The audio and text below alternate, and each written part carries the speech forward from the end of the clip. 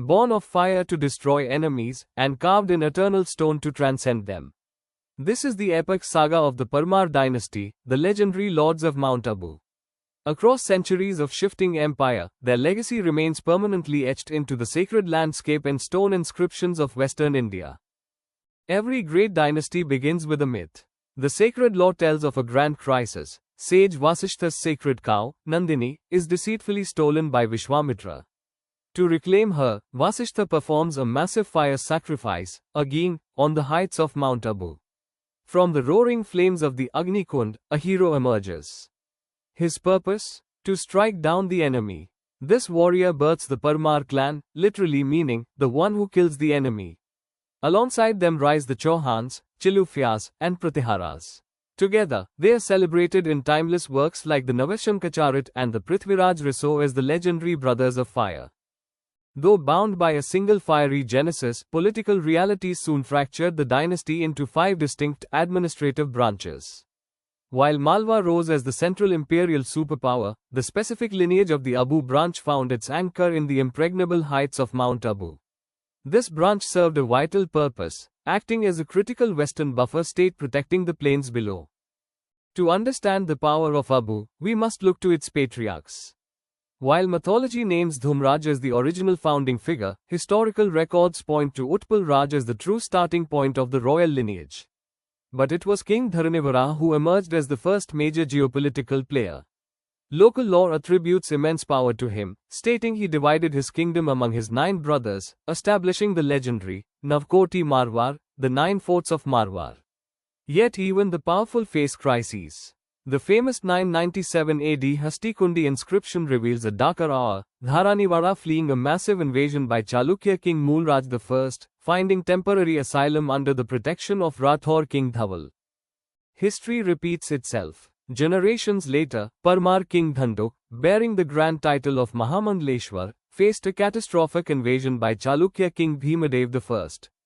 Forced into exile, Dhanduk sought asylum in Chittor under his kinsman, Bhoja Parmar of Malwa.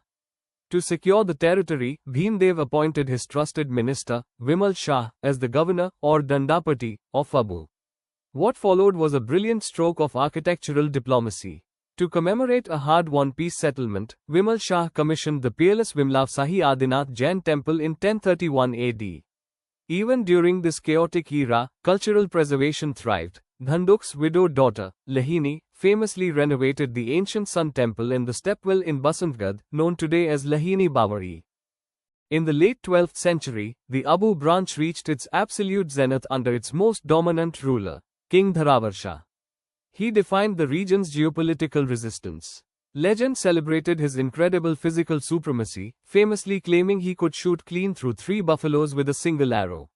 Far from just a myth, his extraordinary feats are corroborated by the 1287 AD Patnarayan temple inscription and immortalized by a surviving, life-size statue of Dharavarsha at Agni Kund. Dharavarsha was a master of defensive warfare and coalition building. By marrying Chauhan princesses Shringar Devi and Giga Devi, he seamlessly secured his northern flanks. As the chief general of Gujarat, he built a solid wall of defensive alliances with the Chalukyas, Nadol, and Jalore. This coalition successfully blunted the edge of foreign conquests. Under his command, the forces repelled Mohammed Gauri at the decisive Battle of Kayandra in 1178 AD, stood firm against Qutbuddin Aibak's invasion in 1206 AD, and repeatedly halted incursions from Iltutmish and the Yadav kings of the south. At its peak, the dynasty was balanced perfectly by the shield and the pen. While Dharavarsha focused heavily on external defense and maintaining Abu as a vital military buffer state, his brother, Prahladan Dev, ruled as a brilliant scholar prince. Prahladan Dev stabilized the interior, focusing on literature and urbanization. Yet, he was no stranger to battle, successfully thwarting a dangerous invasion attempt by Prithviraj Chauhan. His enduring cultural legacy includes founding the city of Prahladanpur, modern-day Palanpur, and composing the renowned Sanskrit drama Parth Prakram Navayoga. His heroic deeds stand proudly preserved in the pages of Someshwara's Kirti Kaumudi. While the Abu branch held the western mountains, their imperial cousins, the Malwa Parmars, left indelible marks on the heartland of Rajasthan. In the 10th century, the aggressive King Munj marched upon Mewar, utterly destroying the strategic hub of Aghat. Decades later, the legendary Bhoja Parmar projected Malwa's profound cultural power by constructing the magnificent Tribhuvan Narayan temple inside the fort of Chittor. Centuries later, this very shrine would be beautifully reconstructed by Rana Mokal, standing today as the famous Samidheshwar temple. True immortality, however, is not won on the battlefield, it is carved in stone. The Parmar era gifted India an unparalleled architectural matrix. Following the early Vimalavasahi temple, the spectacular Lunavasahi temple was constructed during the reign of Som Singh. Dedicated to Lord Neminath, it was built by the elite minister Tejpal for his son Luna Singh and wife Anupama Devi. Concurrently, structural treasures multiplied across the land, from Lahini's stepwell restoration in Basantgarh to the ancient Patnarayan temple, beautifully expanded by the Brahmin minister Delhan under King Pratap Singh. But the golden era could not last forever. A slow political eclipse began. Under King Som Singh, royal military power began to recede, overshadowed by the immense wealth and building projects of his own ministers.